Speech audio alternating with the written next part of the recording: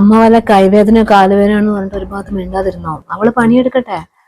എടി, നിന്നെ പോലെ തന്നെയുള്ള ഒരു കുട്ടിയല്ലേ അവളും? ഈ വീട്ടിലെ പണി മുഴുവൻ അവളെ കൊണ്ട് എടുപ്പിച്ചിട്ട് ഞാൻ എന്നെ മിണ്ടാതിരിക്കുക?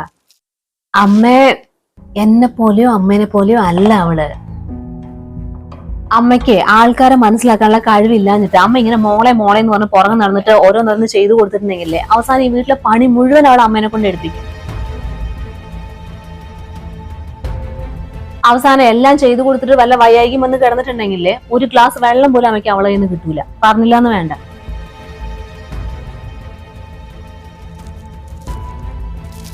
ഈ ചായ തൽക്കാലം അമ്മ കുടിക്കുക, അവള് വേണമെങ്കിൽ വേറെ ഉണ്ടായി കുടിക്കട്ടെ.